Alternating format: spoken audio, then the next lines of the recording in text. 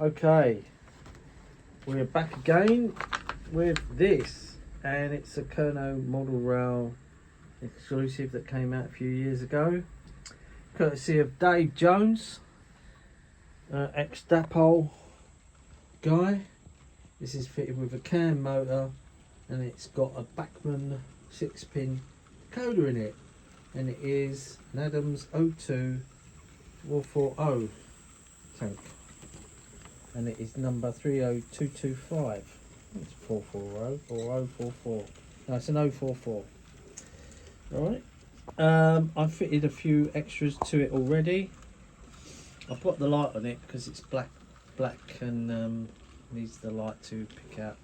These are fabulous detail in it, on it, I should say. I'm trying to zoom in and see it in position.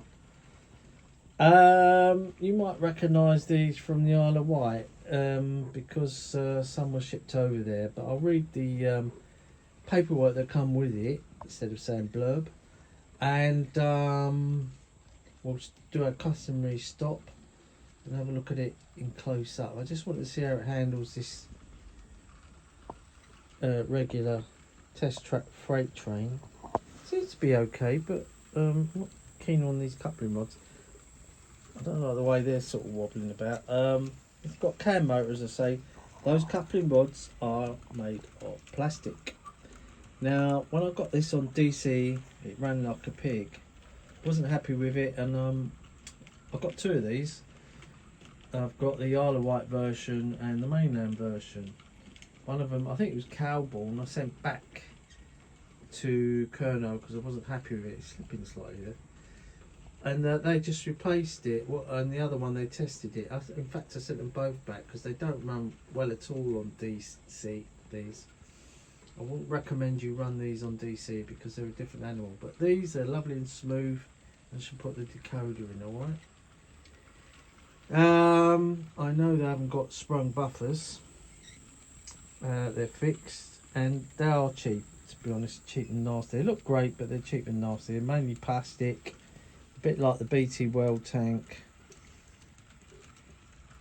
and yeah, I prefer to have skew wound motors in the locos. I'm not keen on these.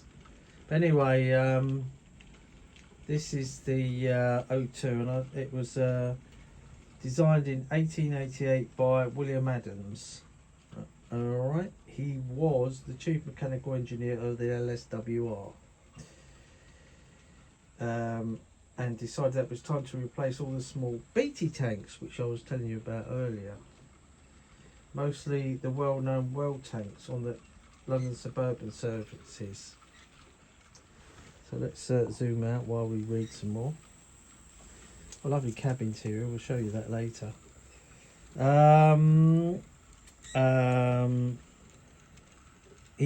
During the following 4 years, he produced 60 small but powerful tank locomotives to a new 044 design. As was common practice on the LSWR at the time, the class designation was taken from the initial order for the 10 locomotives. 9 Elms work order number 02. The last 10, ordered in 1893, differed slightly from the first 50 by having modified stovepipe chimney and 6-inch higher cab roofs. A further 10 had been ordered by Adams, but this order was cancelled when Drummond took over at 9 Elms in 1895. Although the design can be traced back to an Adams design on the GER, the 02 was a compact and up-to-date and business-like design, very powerful for its size. Within a couple of years, the completion of 60 locomotives, they had become so useful that operating authorities that almost all the sheds in the southwestern had a few on their rosters. As more and more drum and M7 tanks were introduced at the end of the 19th century, for many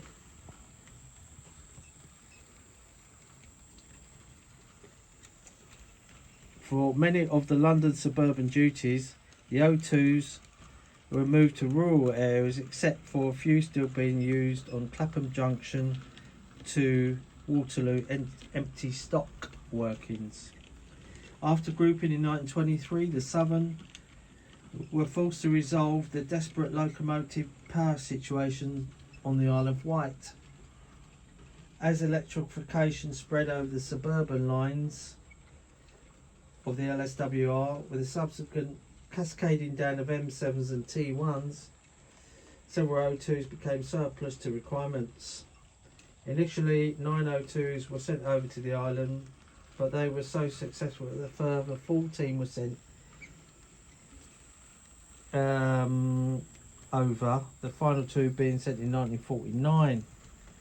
None of those sent over were from the final series of 10 with high cab roofs. They were ideal for island duties except for the lack of adequate coal bunker space. So in 1932, a much larger bunker, extended bunker, was fitted to W19, formerly 206, and this design subsequently became the standard for all island locomotives.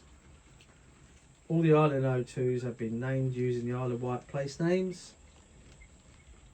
Only one mainland O2 ever carried a name before, number 185 being Alexandra, for a short period in 1890.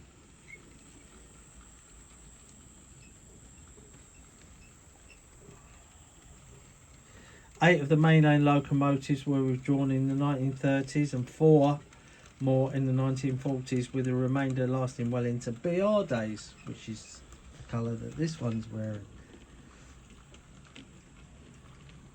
As closure of various branch lines began to take place in the late 1950s and early 1960s, the mainland O2s became redundant, and the last to go was number 225 in 1962.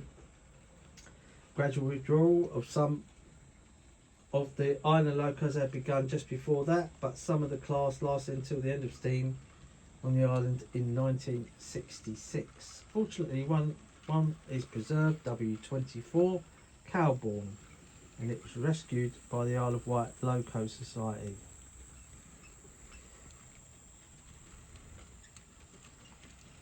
So basically that's it. Go on to talk about Westinghouse brakes and coal bunkers on the Isle of Wight, and brake sumps on the left hand of the smoke box, and all were named after various places on the island, which we already know about. So yeah, this is the Kernow Model Rail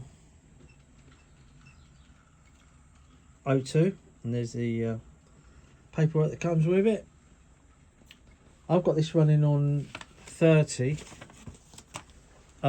speed on the Gauge Master controller, and one of the good things about it is the ease of fitting a decoder to it. And to fit a decoder to this, all you've got to do is, that smoke box door comes off, it's held in by a magnet, and the decoder socket is in now. You just slightly pull out the socket, fit the decoder in, push it back in, job done. There's no taking the bodywork apart. In fact, I don't think this comes apart at all for any servicing. I think once the motor goes on it, that's it. The loco's a bin job. You can't service it. You can maybe oil the wheels up. I mean, look at the way those driving wheels, the what's the name, is going around.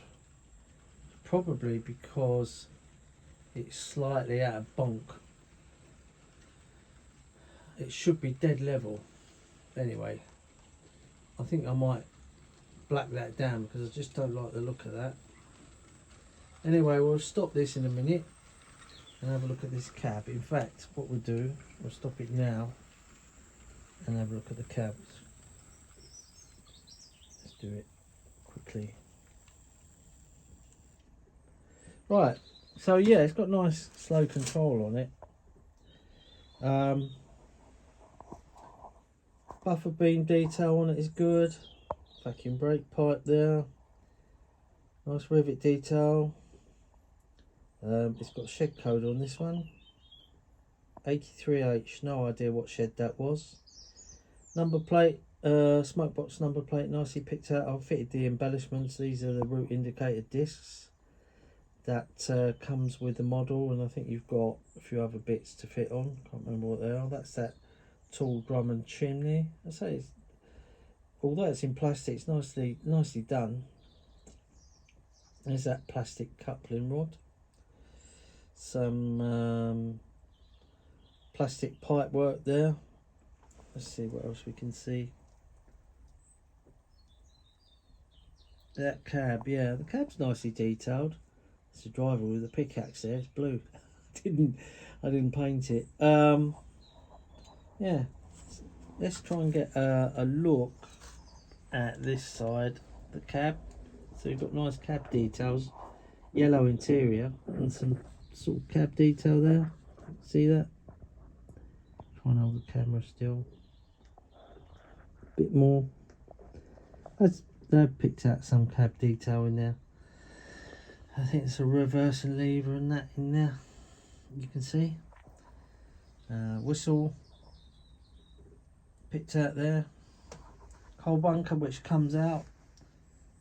Again, I fitted the route indicator disc on the back. And what we've got, OP. Not sure what that classification means. Yeah, most of the parts, they're all plastic. The only thing that's metal is the main chassis. There's a little bit of red detail in there by the looks of it, which I never noticed before. I mean, there's no moulding lines or anything. It's just think it's cheap, you know, and I think there's a little bit of roof lift there. Anyway, that's about it. We'll set her off again in a minute. As I say, I've got the Isle of Wight version of this, Cowbourne, which is more or less the same apart from W24. It's in the BR black with the Westinghouse brake gear on the front. Other than that, it's almost identical. I think the bunker might be slightly different on that actually. It's got a bigger bunker, this has got a smaller coal bunker. Alright, I haven't got that one to hand. I just dug this one out. New locomotive incoming today. I'll preview that on the next one. Not going to say what it is. The driver's drying for it. He's ready, but he's got to dry off. Got decoder for it. So what we'll do. Boop. That's me doing my stupid whistle. Say, nice smooth start there. But I've got no idea how long this thing's going to last. I'm very wary of it. I think one day it's just going to pack up and I'm going to be left with a dead loco. Anyway, doesn't get much use at the moment, so hopefully that's a long way off. Thanks for watching, and see you on the next one.